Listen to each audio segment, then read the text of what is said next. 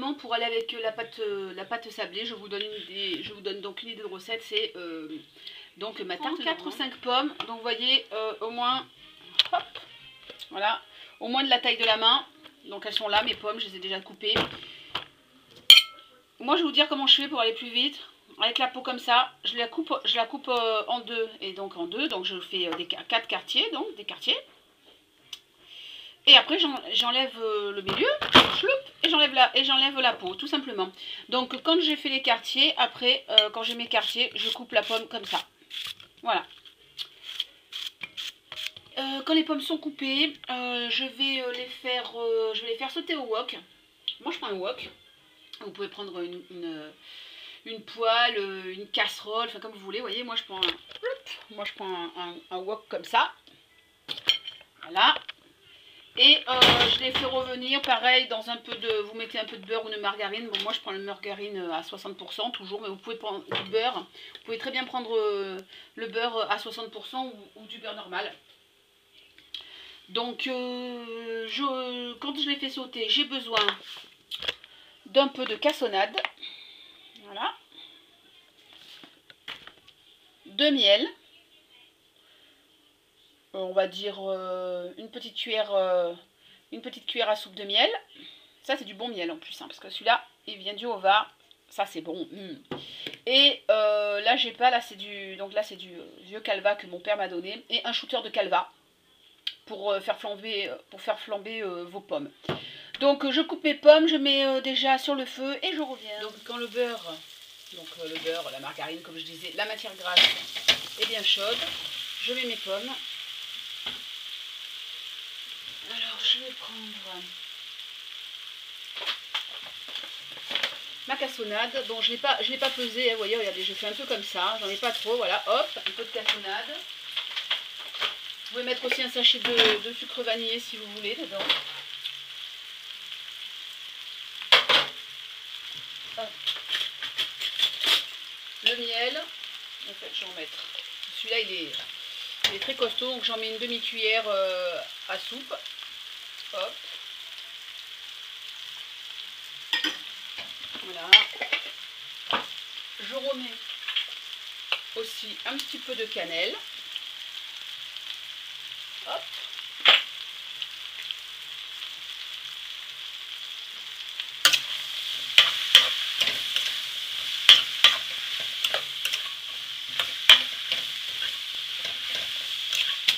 Hop là. Je vais faire réduire. Pendant ce temps, ma pâte est toujours au congélateur. Parce que moi, je l'ai pas faite trop en avance. Hein. Au congélateur, je dis n'importe quoi. Donc, elle est toujours au frigo.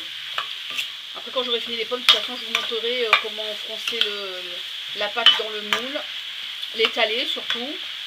Je vais vous donner mes petits trucs.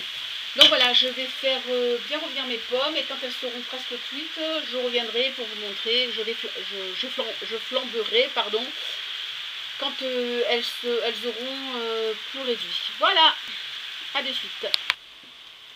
Donc là, mes pommes, ça fait bien 5 minutes. Bon, le but, c'est pas de les cuire en purée, hein.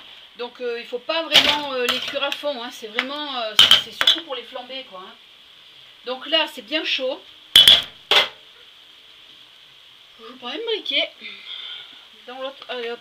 Donc là, j'ai pas de doseur, mais bon, moi j'ai l'habitude, hein. Donc je mets un peu de calva. Vous pouvez chauffer l'alcool avant, hein. Là, je ne l'ai pas fait parce que celui-là, je sais qu'il prend bien. Je laisse un peu chauffer. Attention. Et voilà. Parce que ce calva, il est... C'est pas celui qu'on trouve dans les grandes surfaces, si vous voyez ce que je veux dire. Donc celui-là, il est assez puissant, quoi. Donc il flambe très très bien. Sinon, vous pouvez chauffer légèrement dans une petite casserole votre alcool, quoi. Là.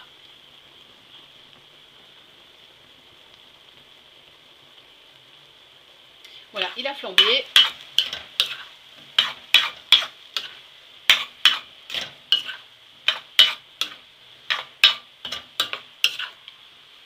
Oh là là, si vous pouviez avoir l'odeur, je vous dis pas. C'est du costaud le calva.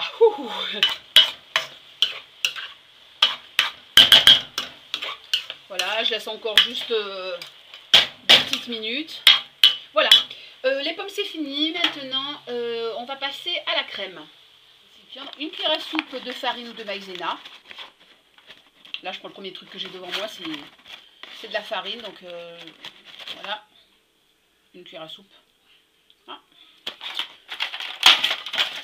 Je casse avec 2 œufs. 1.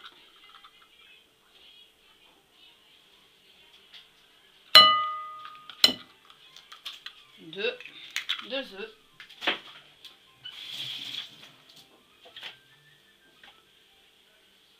Après, excusez-moi, je bouge, je fais tout en même temps. 50 g de sucre.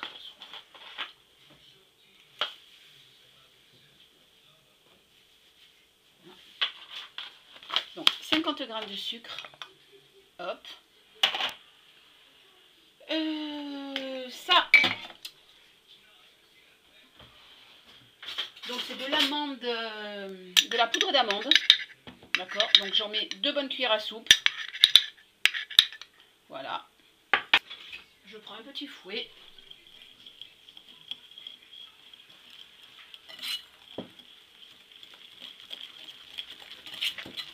Je mélange bien tout ça. Voilà. Ça fait une crème, vous voyez. Je rajoute de crème liquide. Donc là, celles-là, elles sont allégées. Vous pouvez mettre de l'allégé, hein, parce que les crèmes à 30%, c'est entre ça et la pâte qu'il y a sous la tarte, ça fait pas léger, hein. Donc je mets les deux. Voilà. J'en mets une, je tourne. Là, je mélange. La deuxième.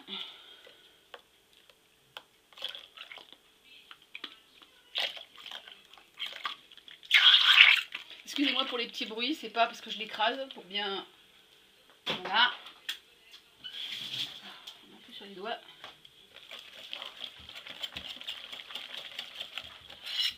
Donc, je vais vous montrer comment j'étale ma pâte et je la fronce dans mon moule à tarte. J'ai un très grand moule à tarte, je vais vous montrer. Voilà. À de suite. Alors, je vais vous montrer comment j'étale ma tarte, ma pâte à tarte. Alors déjà, je le fais sur une feuille de papier cuisson. Parce que vu que c'est une pâte fraîche, elle est plus fragile que celle qu'on achète. Donc déjà, je vous montre mes plats à tarte aussi, je vais vous expliquer. Ça, bon, ne les regardez pas trop, ils payent pas de mine, ils ont l'air pourris. Mais c'est des trucs, c'est un ami cuisinier qui avait un resto qui me les a offerts quand il a fermé son restaurant, il me les a donnés. J'adore ces plats. Je fais plein de choses dedans, je fais des tartes, des quiches, je fais tout dedans, je les adore. Donc celui-là, c'est un 24 cm. Et celui-là, c'est un 28 cm. Donc moi, j'utilise le très grand. De toute façon, les deux, vous voyez, attendez, il faut que je calme mieux. Voilà. Vous voyez, les deux, de toute façon, la feuille est assez grande, quoi. Même si sur les côtés, ça va un peu dépasser, c'est pas grave. C'est surtout pour le fond, quoi. Comme ça, ma pâte est protégée. Voilà. Donc le plat, le plat à tarte, c'est 24, vous voyez, 24, 26 ou 28. Moi, je vous dis c'est 28. Donc voilà ma pâte. Je cale, j'essaie de bien caler, voilà. Alors, je vais enlever mes bagues. C'est juste pour être plus à l'aise. Donc, d'abord,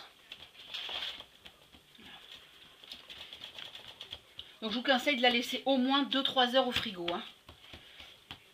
Le mieux, c'est de la faire la veille, parce que moi, les 2-3 heures, elle les a pas, hein.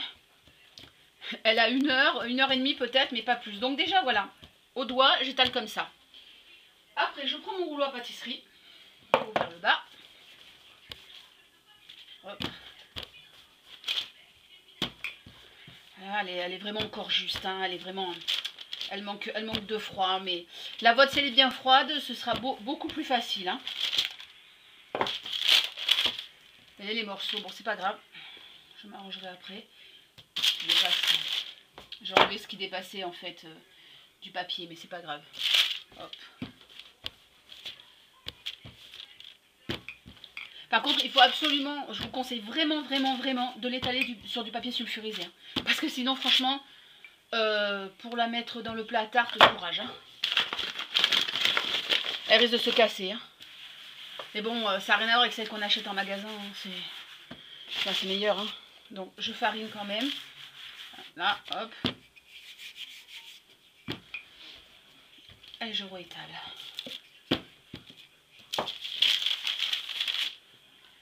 Moi je vous dis ce qui dépasse, après je le renlève. Après ça dépend de l'épaisseur. Enfin ça, bien étalé comme ça, pour mon grand moule, ça fait une épaisseur normale d'une tarte quoi. Moi je fais le grand moule. Hein. Donc il me reste une petite boule où on peut faire, en fait avec la petite boule qui me reste, je fais un petit biscuit sablé à peu près comme ça. Vous mettez directement la pâte à cuire comme ça et ça fait un biscuit quoi. Je vérifie avec mon moule à tarte. Vous voyez, hop. Comme ça, c'est impeccable. Voilà. Donc après on soulève la feuille et on met dans le plat à tarte. Je vais essayer. Voilà, j'enlève la farine qu'il y avait.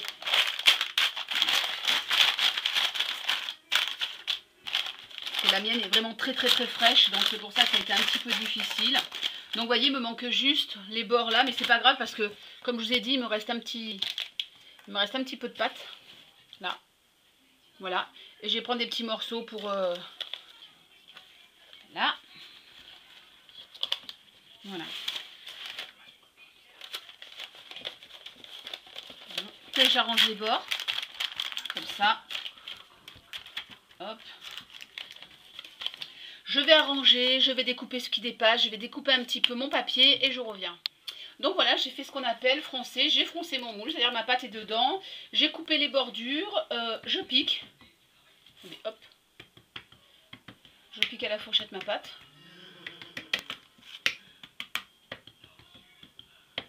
Voilà. Je mets les pommes au fond.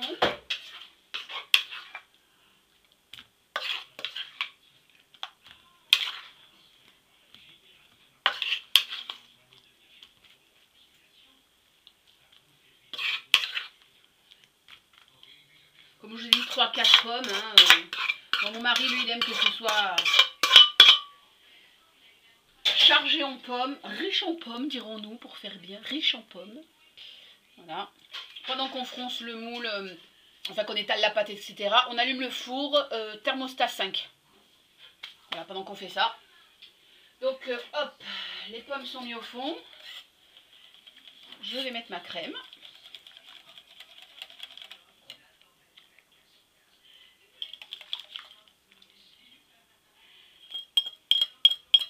Voilà.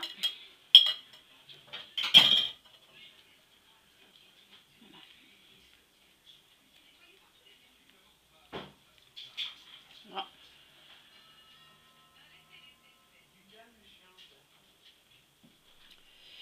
Et donc je vais enfourner dans mon four TH5 pendant 40-45 minutes, ça dépend un peu des fours. Donc je reviens après la cuisson. Donc voilà ma tarte à la sortie de four après environ 45 minutes. Selon le four que vous avez, donc ça grille plus ou moins, on peut mettre le grill. Là j'aurais pu mettre un petit peu le grill pour que ce soit plus grillé dessus, mais mon chéri il aime pas spécialement et moi non plus, donc on aime assez clair dessus quoi, les tartes. Voilà, et ben j'espère que ma petite vidéo culinaire vous plairont aussi. Je vous fais un gros bisou et puis je vous dis à très bientôt. Tchuss, and rock and roll.